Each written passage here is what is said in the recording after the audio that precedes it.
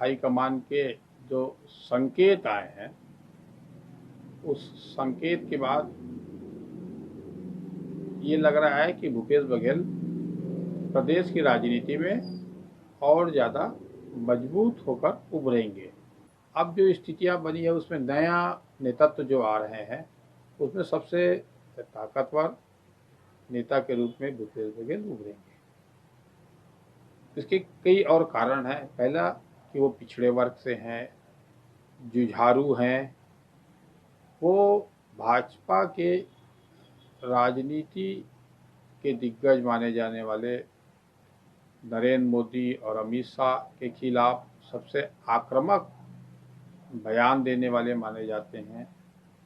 वो जब पिछड़ा वर्ग की राजनीति चल रही है केंद्र से लेकर राज्य तक, तो एक बड़ा जो मैदानी इलाकों में छत्तीसगढ़ में है कुर्मी समाज, उसका प्रतिनिधित्व करते हैं।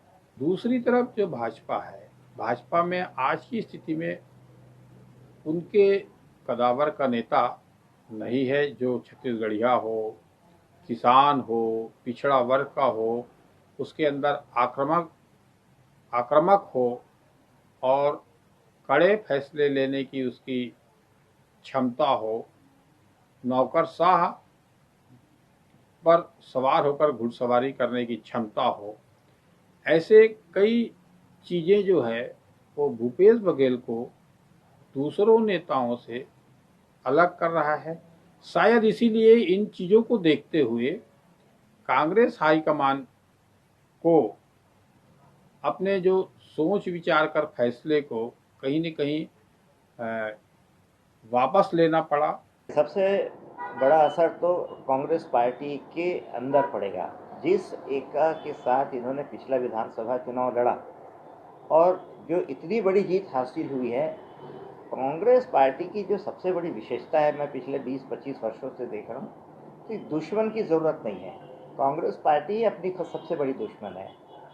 लेकिन इसके बावजूद जो प्रभारी थे पुनिया साहब, उन्होंने जिस तरह से सबको संगठित करके एक सामूहिक नेतृत्व में पार्टी को चलाया, मुझे लगता है कि वो सारा जो परिश्रम था वो बिखर गया।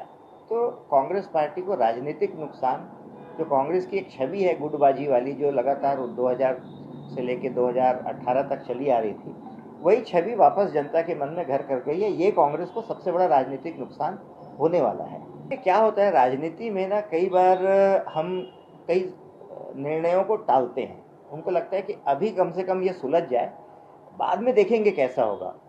जब 2018 में मुख्यमंत्री बनाने की बात आई होगी, उस समय ये जो 2.5 साल फॉर्मूले के बारे में किसी तरह का भी कोई जिक्र आया होगा, क्योंकि जो घटनाक्रम है उससे तो स्पष्ट है कि हाईकमान और प्रदेश के जो जो सेमीफाइनलिस्ट थे उनके बीच में पता है कि इस तरह की कोई बात हुई थी। ये उस समय तत्कालिक परिस्थिति में किसी तरह से समाधान खोजने के लिए वो फार्मूला निकाला गया।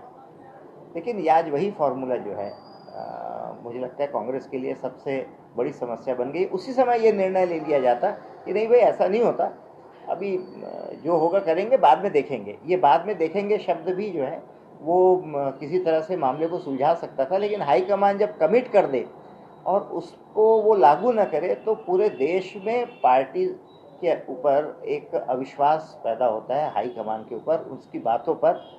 और ये मुझे लगता है कि आज की सबसे बड़ी समस्या है।